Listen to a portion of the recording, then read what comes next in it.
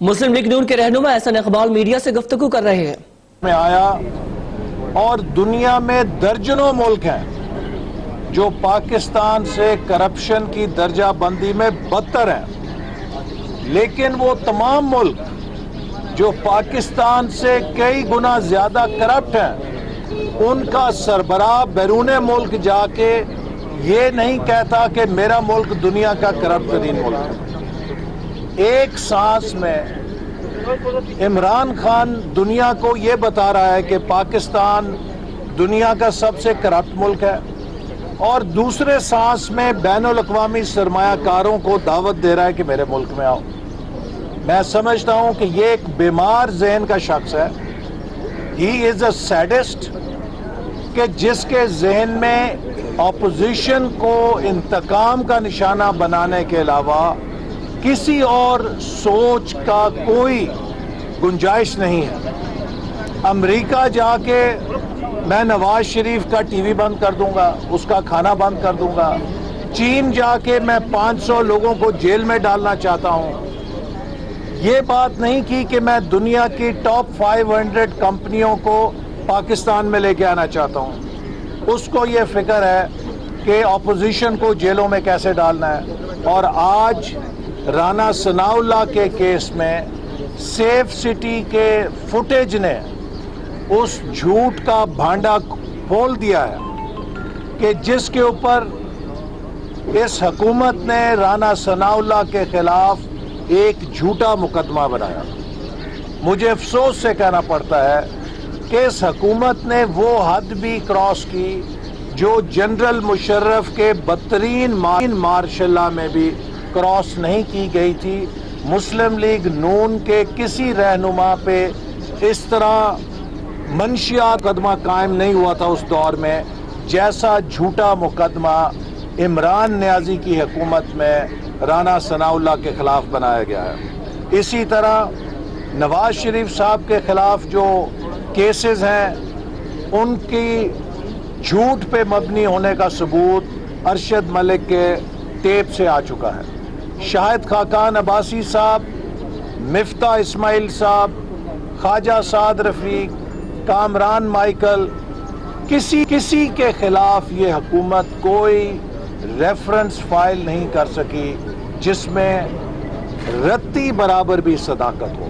تو لہٰذا اس وقت مسلم لیگ نون عمران خان نیازی کے حسد اور انتقام کا نشانہ ہے، لیکن اس سے ہم کمزور نہیں ہو رہے، اس سے ہم مضبوط ہو رہے ہیں، ہمارا عزم مضبوط ہو رہا ہے، ہمارے کارکن کا جوش بڑھ رہا ہے۔ اور آپ نے دیکھا کہ رائے عامہ کا جو تازہ سروے آیا، آج پارٹی نے گہری تشویش کا اظہار کیا کہ آج پاکستان کی تقریباً 80% آبادی ملک کے حالات سے نا امید ہے۔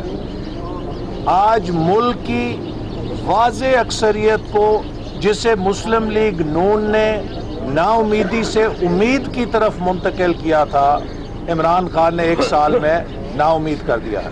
اسی طرح آج پارٹی نے پی ٹی آئی کے وزراء اور خیبر پختونخوا کے وزیر اعلیٰ کے بیانات کی شدید مذمت کی، جو وہ مولانا فضل الرحمان کے مارچ کے حوالے سے اشتعال انگیز بیان بازی کر رہے ہیں، جس سے یقیناً وہ پرامن فضا جس میں کہ تمام جماعتیں جمہوری عمل کے ذریعے اپنا احتجاج کرنا چاہتی ہیں، اس کے اندر اشتعال پیدا ہونے کا خطرہ ہو سکتا ہے۔ لہٰذا حکومت کے وزراء کو اشتعال انگیز بیانات دینے کی بجائے اپنے ان بیانات کے کلپ دیکھنے چاہیے، اور اپنے پیر و مرشد عمران احمد نیازی کے وہ کلپ دیکھنے چاہیے جو وہ 2014 میں اپنے جلوسوں اور دھرنوں کے لیے دیا کرتے تھے۔ لہٰذا اس سے ان کی سیاسی تربیت ہوگی۔ آج ہم نے عوام کو جو حکومت نے مہنگائی کا تحفہ دیا ہے اور جو بڑھتی ہوئی مہنگائی ہے، اس پہ بھی شدید مذمت کی ہے۔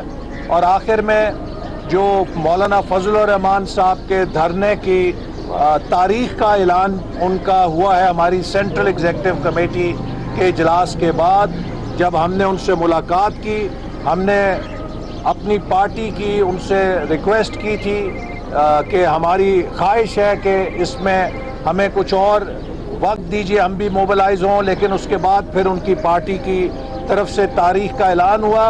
تو اب اس نئی صورتحال پہ آج ہم نے تفصیل کے ساتھ اپنی سفارشات مرتب کی ہیں۔ کل شہباز شریف صاحب پارٹی کی سفارشات قائد نواز شریف صاحب تک پہنچائیں گے، اور اس کے بعد جو قائد پاکستان مسلم لیگ نون جناب نواز شریف صاحب کا فیصلہ ہوگا اس کا پارٹی اعلان کرے گی، اور وہی پارٹی کا حتمی فیصلہ ہوگا۔